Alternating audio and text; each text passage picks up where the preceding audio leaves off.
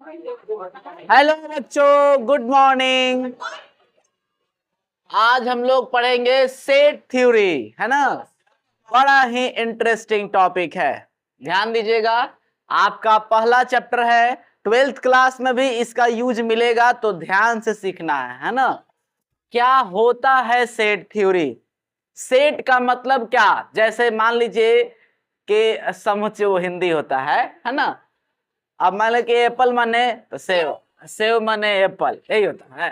हिंदी थोड़ी पूछ रहे, इसका मतलब पूछ रहे। सेट क्या होता है? तो एक से अधिक वस्तुओं को जब एक साथ इकट्ठा कर देते हैं तो वो एक सेट बन जाता है ना।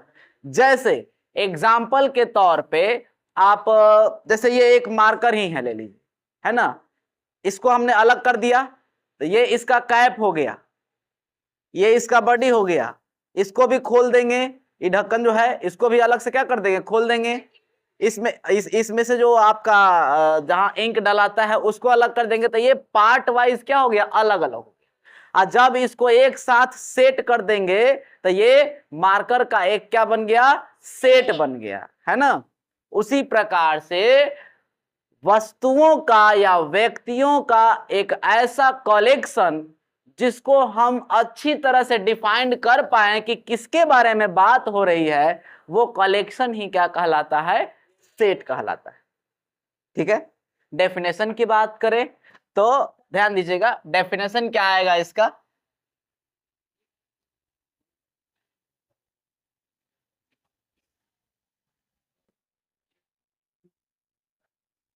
ध्यान दीजिए, अ कलेक्शन ऑफ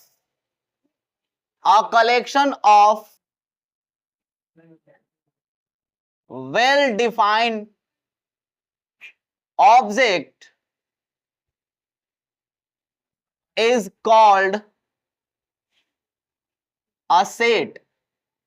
बाबू समझो, या कह रहा है किसी भी ऑब्जेक्ट का, वो ऑब्जेक्ट का जो कि अच्छी तरह से क्या है, डिफाइंड है। किसी भी ऑब्जेक्ट का एक ऐसा सेट, एक ऐसा कलेक्शन जो अच्छी तरह से क्या हो, डिफाइंड हो, उसी को क्या कहते हैं, सेट कहते हैं। तो बच्चा यहां कंफ्यूज होता है कि ये अच्छी तरह से डिफाइन का मतलब क्या बता रहा है, ये ही समझ में नहीं आ रहा है कि कैसे पता करेंगे कि वो अच्छी तरह से डिफाइन है ना। तो यहां अच्छी तरह से डिफाइन होने का, कहने का मेरा यह मतलब है कि जिस भी कलेक्शन की आप बात कर रहे हैं उसमें यह पता होना चाहिए कि आखिर बात किस चीज की हो रही है, बात किस चीज की हो रही है या किसकी हो रही है। जैसे एग्जाम्पल के तौर पे हमने बोला the collection of vowels in English alphabet. ठीक है, collection of vowels in English alphabet. तो क्या आपको पता चला कि मैं किसकी बात कर रहा हूं? बिल्कुल पता चला। यानी इंग्लिश अल्फाबेट में जो भी वॉवेल्स हैं उनका कलेक्शन लिख देंगे, ए ई आई ओ यू, ये एक कलेक्शन बन गया। तो इसको हम लोग सेट कह सकते हैं। ठीक है। अब हम लोग बोलेंगे कि दुनिया की सबसे खूबसूरत लड़कियों का सेट, तो कहां से लिया, बताइए कौन है दुनिया की सबसे खूबसूरत? राजू के लिए खूबसूरत कोई और होगी, मेरे लिए कोई और होगी, अक्षय के लिए कोई और होगी, है ना। अब मान लीजिए हो सकता है उससे भी खूबसूरत कोई और है जिसको हम लोग देखे भी नहीं हो, है ना। तो यहां ध्यान दो, हल्ला नहीं करो बबुआ। है कह रहा है ध्यान दीजिए, कह रहा है कि दुनिया में सबसे खूबसूरत लड़की कौन है ये हम अच्छी तरह से डिफाइन नहीं कर सकते, इसीलिए ये वाला कलेक्शन एक सेट नहीं होगा। क्लियर है। अब हमने कह दिया इंडिया के सबसे बेस्ट क्रिकेट प्लेयर का सेट, इंडिया के सबसे बेस्ट क्रिकेट प्लेयर्स का कलेक्शन। तो ई बबुनी का कहना है विराट कोहली, उन्हें से कोई महेंद्र सिंह धोनी लेके आएगा, उस सूर्य कुमार यादव लेके आ रहा है ना। यानी कि आपके नजर में कोई और है तो दूसरे के नजर में कोई और है, और हो सकता है कि कोई और भी ऐसा है जो अभी तक इंडियन टीम में सेलेक्ट नहीं हुआ है बेचारा, हो सकता है ना। तो सबसे बेस्ट क्रिकेट प्लेयर कौन है ये हम अच्छी तरह से डिफाइन नहीं कर सकते, इसको सेट नहीं कहेंगे। ठीक है, अब पता चला कि वेल डिफाइंड का मतलब क्या हुआ। वेल डिफाइंड का मतलब वैसा कलेक्शन जिसके बारे में हम पता कर सके कि बात किसकी हो रही है, उसको कहते हैं सेट। वैसे कलेक्शन को कहते हैं set. Set of natural numbers या कलेक्शन ऑफ नेचुरल नंबर्स, तो आप नहीं बता सकते हैं नेचुरल नंबर 1 2 3 4 5 6 7 अनंत तक जाएगा, तो ये एक सेट हो जाएगा। तो इसी प्रकार से हमने लिखा कि a collection of well defined object is called a क्या, set. It is denoted by a capital letter. इसको हमेशा कैसे डिनोट किया जाता है, कैपिटल लेटर से। इंग्लिश अल्फाबेट का कोई भी एक ले लीजिए कैपिटल लेटर में, उसी से सेट को डिनोट किया जाता है, चाहे ए लिखो, बी लिखो, सी लिखो, एक्स लिखो, वाई लिखो, जेड लिखो, कुछ लिखो। ठीक है, अच्छा। all the elements of a set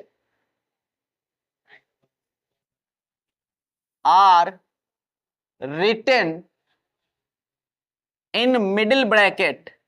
बाबू सुनो, मिडिल ब्रैकेट। मिडिल ब्रैकेट कैसा होता है, यही ना, ध्यान दीजिए। सेट के अंदर जो भी एलिमेंट्स आएंगे वो सब के सब मिडिल ब्रैकेट के अंदर लिखे जाएंगे कॉमा के थ्रू।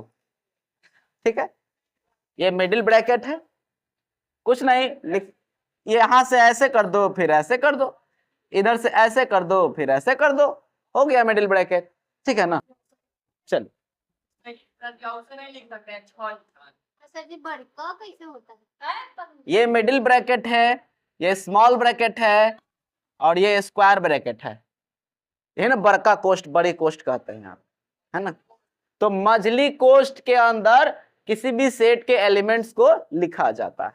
ठीक है बुआ, अच्छा। कुछ कुछ बातें हैं जो कि सेट के लिए इंपॉर्टेंट है, और मैं आज बता रहा हूं, आगे ये सब चीज बोलते चलेंगे। बुआ याद है ना, बताए थे, तो यहां ध्यान दीजिएगा। पहली बात क्या है, जो कि ऊपर लिख दिए हैं, ऊपर लिख भी दिए हैं, a set is always denoted by a capital letter. ऊपर लिख भी दिए हैं, ठीक है। दूसरी बात, all the elements of a set is या आर रिटन इन क्या बच्चा, मिडिल ब्रैकेट, मिडिल ब्रैकेट। ठीक है,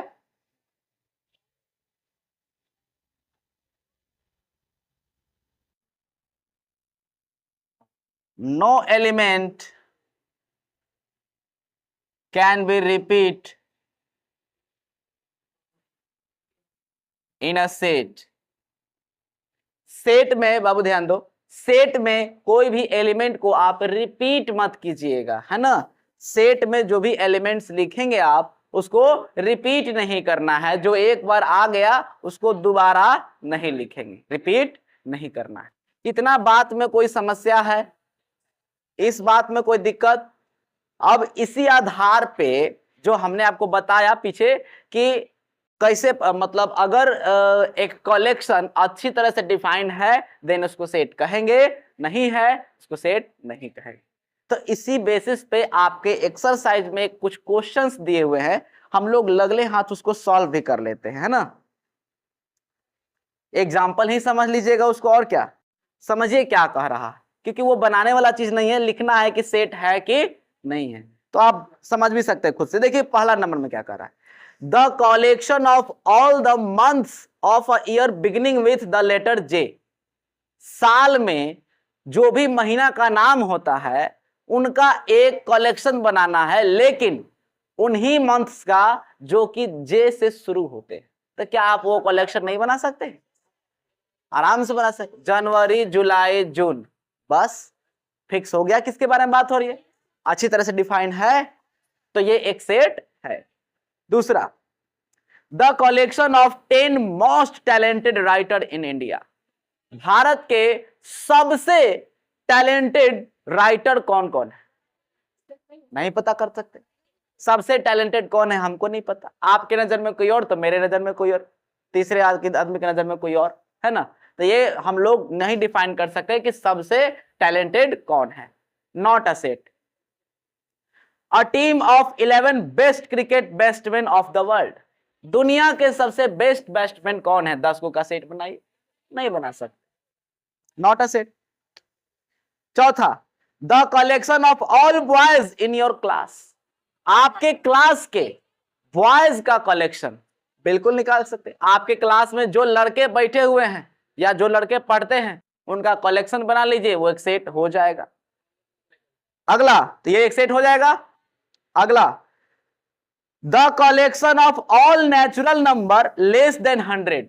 100 से छोटी प्राकृतिक संख्याओं का क्या, बैठ जाओ वहीं पे, 100 से छोटी नेचुरल नंबर्स का क्या सेट बना सकते हैं कि नहीं बना सकते हैं? 1 से लेके कहां तक? 99 तक। चलो उस पे जाकर बैठ जाओ, अंदर आ जाओ, अंदर जाओ।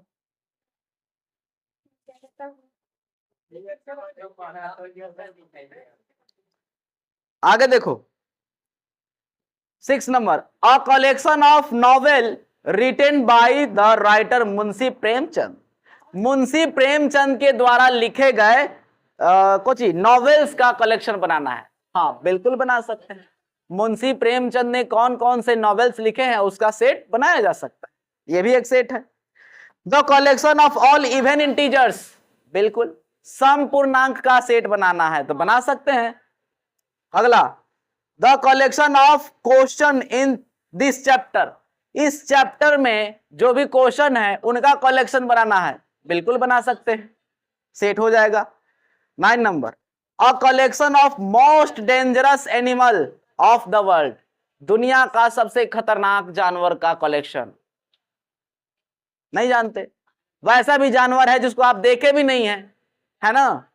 और छोटा छोटा बच्चा जो है, अरे बुआ, छोटा बच्चा जो है उसको काची काची बोलते हैं उसको, टेडी बियर है।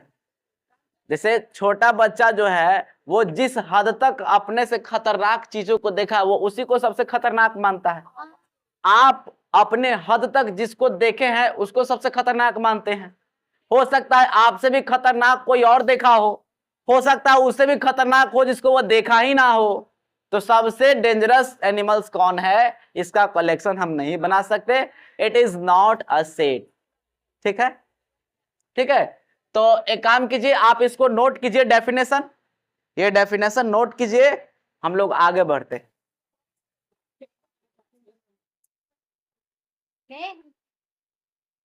चलो बुआ, हो गया ना, बढ़ते हैं आगे और अगला टॉपिक देखते हैं कि सेट को रिप्रेजेंट कैसे किया जाता है, how to represent a set. ध्यान दीजिए, इसका यूज 12th में भी है, प्लस सेट थ्योरी का यूज इसके अगले चैप्टर में भी है। अगर आप सेट थ्योरी नहीं पढ़ते हैं तो रिलेशन फंक्शन में आपको समस्या आएगी। देखो बुआ, अगला टॉपिक है आपका रिप्रेजेंटेशन ऑफ अ सेट।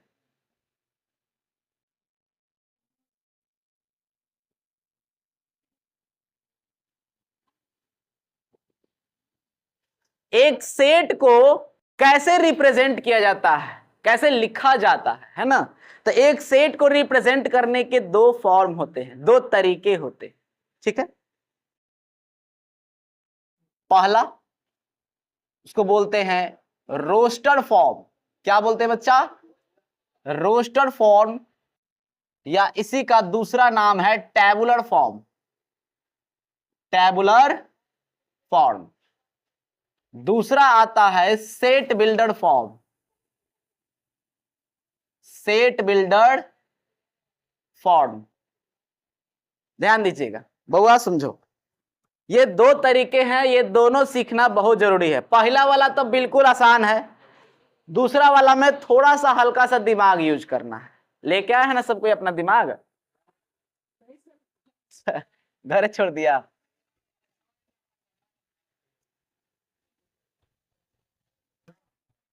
देखिए रोस्टेड फॉर्म क्या होता है, देखो बुआ, रोस्टेड फॉर्म में कहता है कि सेट के जो भी एलिमेंट्स है ना, समझिए यहां सेट के जो भी एलिमेंट्स होंगे उसको किस ब्रैकेट में लिखा आएगा?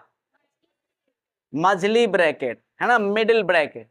मिडिल ब्रैकेट के अंदर हर एक एलिमेंट को कॉमा के द्वारा सेपरेट करके लिखा जाएगा। सेपरेट माने अलग अलग करके लिखा जाएगा। इसको हम लिख भी देते हैं, देखिए क्या लिखता है, कहता है in rostered form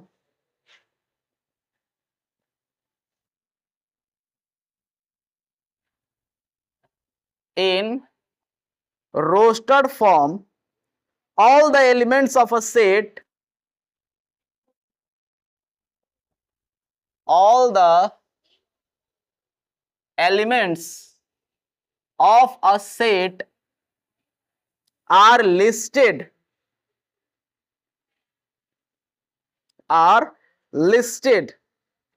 the elements are being separated, the elements are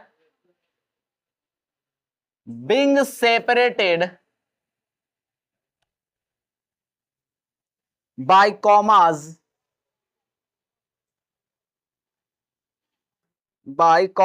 and are enclosed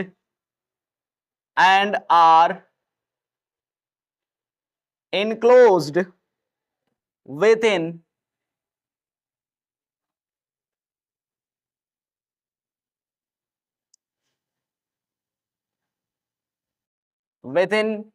middle brackets. ठीक है, अब ध्यान दीजिए रोस्टेड फॉर्म क्या होता है। कह रहा है कि in rostered form all the elements of a set are listed. जितना भी एलिमेंट्स होंगे उन सबको एक लिस्ट में लिखा गया होगा। The elements are being separated by commas and are enclosed within brackets, middle bracket है ना। कह रहा है कि सेट के अंदर जो भी एलिमेंट्स होंगे उनको सेपरेट कर दिया जाएगा, अलग अलग कर दिया जाएगा, किसके द्वारा? बाय कॉमास, कॉमा के द्वारा। और इसको इनक्लोज यानी कि किस चीज के अंदर लिखा जाएगा? तो मिडिल ब्रैकेट के अंदर ही इसको समेट दिया जाएगा, इनक्लोज कर दिया जाएगा। ठीक है, एग्जाम्पल मान लीजिए कि हम एक सेट लिख रहे हैं, एक कलेक्शन लिख रहे हैं जो इंग्लिश अल्फाबेट में वॉवेल्स का कलेक्शन। तो वॉवेल्स कौन कौन से होते हैं? ए ई आई ओ यू। तो इसको क्या करेंगे? मिडिल ब्रैकेट ए कॉमा ई कॉमा आई कॉमा ई, सॉरी ओ ना, ओ और यू, मिडिल ब्रैकेट क्लोज। बताइए ये एक सेट है, बहुत ध्यान दो, सेट को कैपिटल लेटर से डिनोट किए, सेट के ये सभी एलिमेंट्स कहलाएंगे, सभी एलिमेंट्स को कॉमा के द्वारा सेपरेट किए और इनको मिडिल ब्रैकेट के अंदर इनक्लोज कर दिए। तो ये जो फॉर्म हुआ, ये जिस फॉर्म में हम लिखे, that is called a roasted form. इसी को क्या कहते हैं? Roasted form. हमने बोला बुआ the set of natural number less than 5 या less than 6, the set of natural number less than 6, इसका मतलब 1 2 3 4 और 5, यही ना। सेपरेट कैसे करोगे? कॉमा के द्वारा, 1 2 3 4 5। कोई दिक्कत इसमें? यानी कि रोस्टेड फॉर्म या टैबुलर फॉर्म में सेट के सारे एलिमेंट्स को कॉमा के द्वारा सेपरेट करके मिडिल ब्रैकेट के अंदर लिख दिया जाता है। कोई समस्या इसमें? ये बहुत आसान है। उसके बाद आएगा कौन सा? Set builder form. Set builder form देखिए, यहां लिख दें,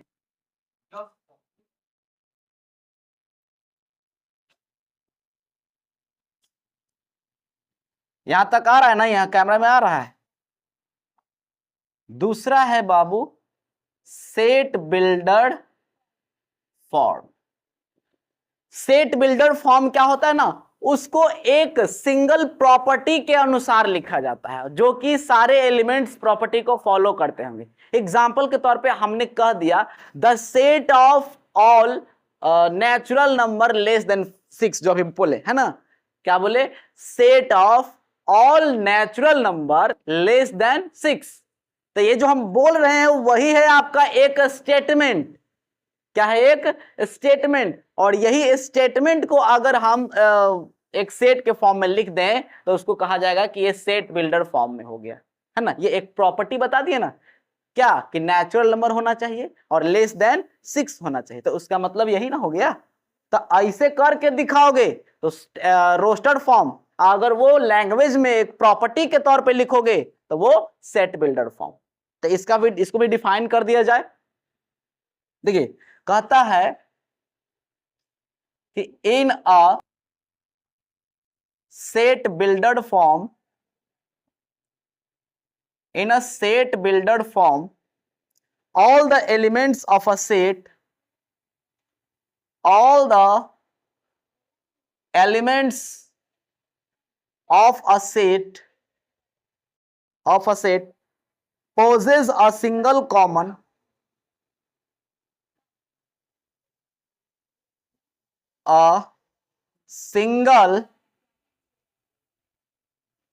common property which is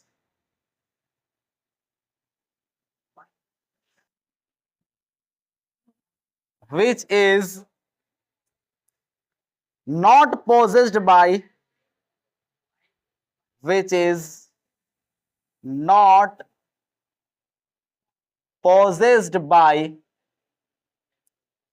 any element outside the set, any element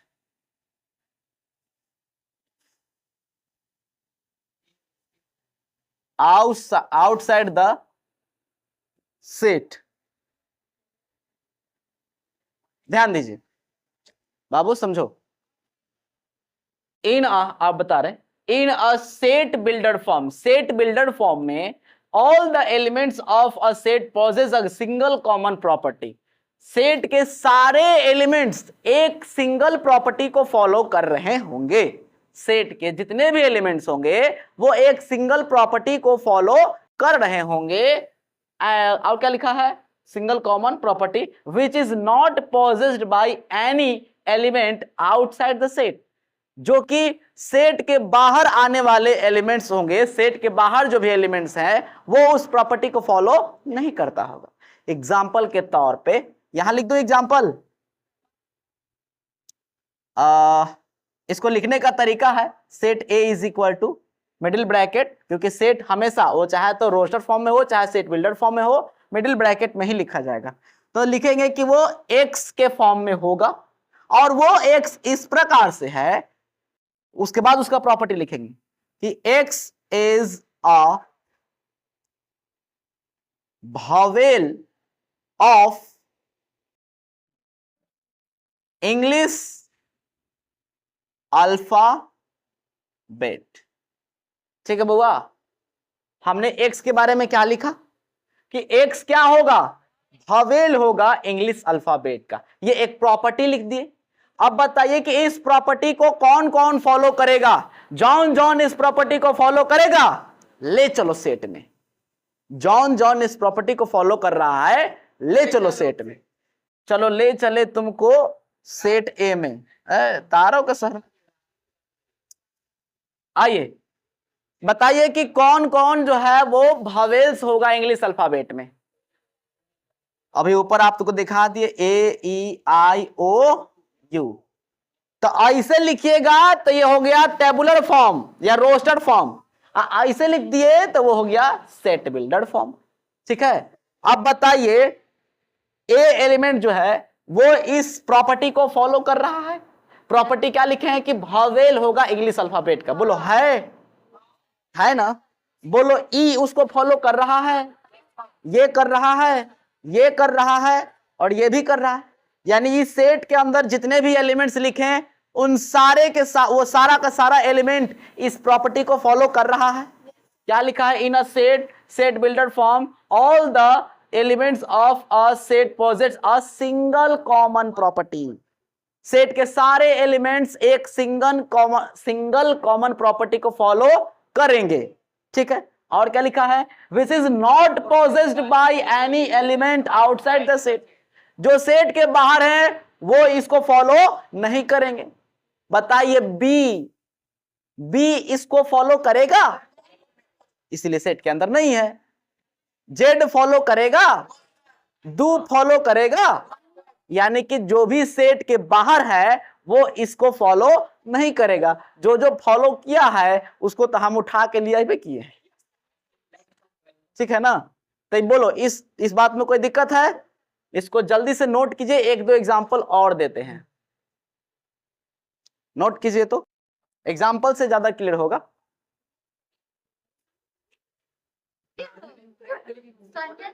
मिटाया जाए? देखिए समझिए आगे का कुछ एग्जांपल समझिए इसका। रोस्टर फॉर्म में तो कोई समस्या ही नहीं है। रोस्टर फॉर्म में तो कोई समस्या ही नहीं है।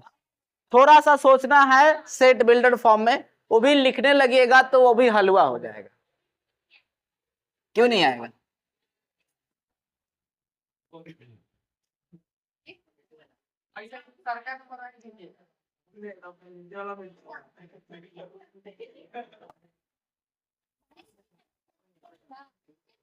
देखो बच्चा,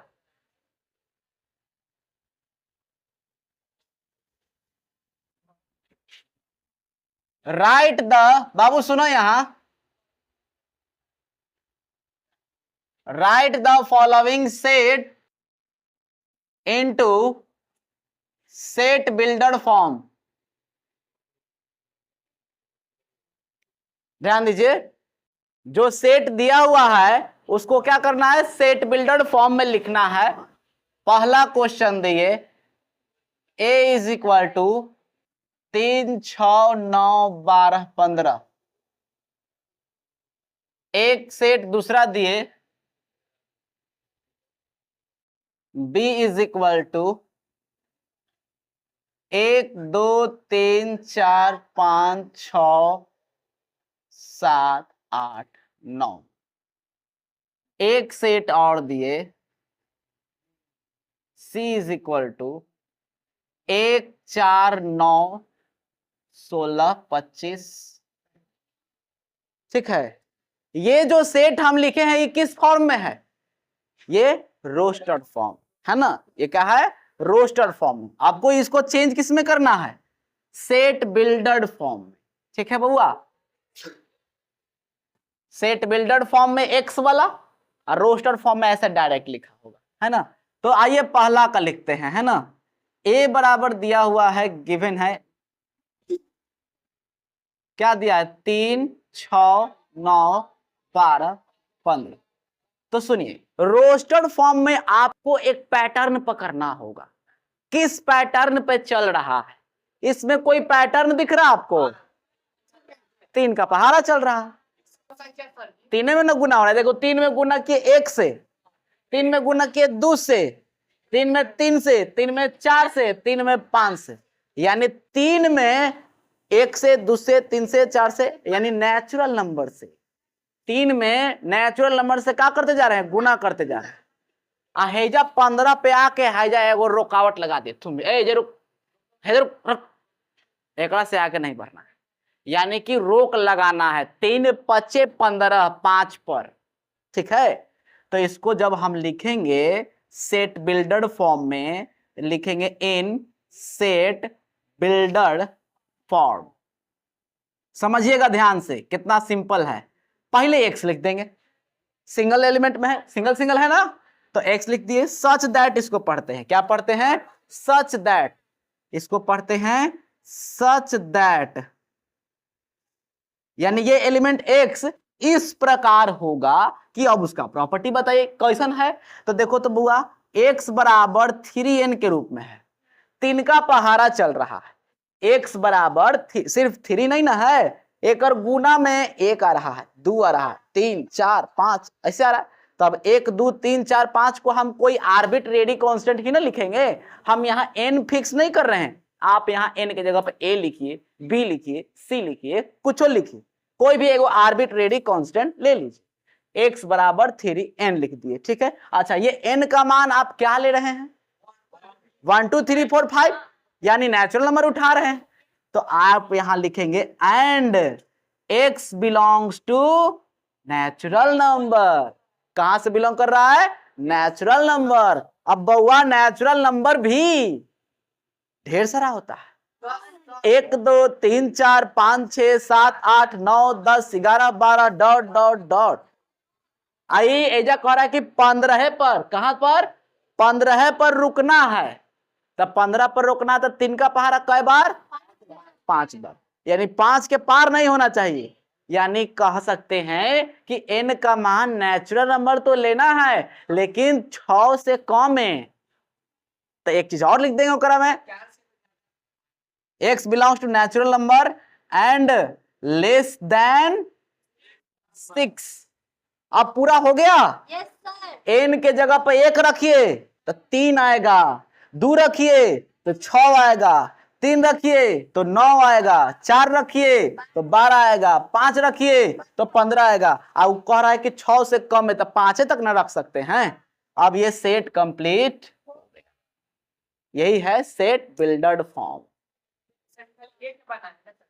खाली ए बना, यही वाला, इसी को दिखे। बी देखिए, दूसरा नंबर देखिए क्या दिया है, b बराबर 1 2 3 4 5 6 7 8 9, बस ना। ये क्या लिखा हुआ है? पकड़िए, प्राकृत संख्या, नेचुरल नंबर। तो यहां पे लिख दोगे कि b is equal to x, x के फॉर्म में single, such that x is क्या? Natural number. x is a natural number. यहां आप ऐसे ना लिख करके ऐसे भी लिख सकते हैं, x belongs to natural number. x का मान कहां से उठाना है? नेचुरल नंबर से। या पूरा लैंग्वेज भी लिख सकते हैं, x is a natural number. तो बाबू नेचुरल नंबर खाली 9 तक थोड़ी होता है, वो तो ढेर सारा होता है। तो अभी हमारा स्टेटमेंट कंप्लीट नहीं हुआ है, खाली नेचुरल नंबर लिखे से कंप्लीट नहीं हुआ। यहां देखिए 10 से कम है, ठीक है ना। तो लिखेंगे x is a natural number less than 10। अब हुआ लेस देन 10 का मतलब 10 से कम, 9 तक। तो 1 से 9 तक हो गया। इस प्रॉपर्टी को देखिएगा तो सारा एलिमेंट इस प्रॉपर्टी को फॉलो करेगा। लगले हाथ एक और भी है, कौन नहीं कर रहा है? तो ये क्वेश्चन है ना, अलग है। ये वाला थोड़ी एक में दिखाएंगे, ये अलग क्वेश्चन हो गया। c इज इक्वल टू क्या बच्चा? 1 4 9 16 25। ये क्या है? पता नहीं। ये कोई प्रॉपर्टी को फॉलो कर रहा है? पकड़िए प्रॉपर्टी, कोई प्रॉपर्टी है, बिना प्रॉपर्टी के तो लिखाएगा नहीं। हाँ, कोई पैटर्न पकड़िए, किस पैटर्न के अनुसार ये आगे बढ़ रहा है, कोई बताइए। हाँ बताइए।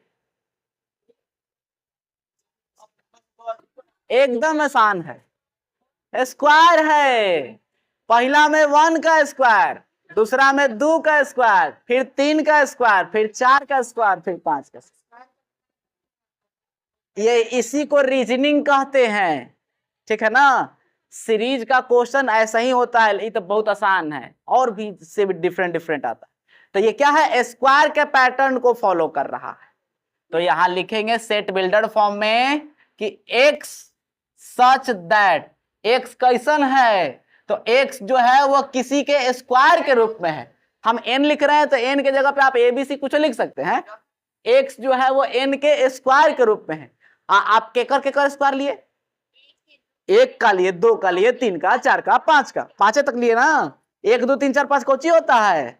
Natural number. तो यहां लिखेंगे कि n कहां से उठाना है? नेचुरल नंबर से। अब नेचुरल नंबर बहुत सारा होता है, लेकिन उसने 5 तक बोला।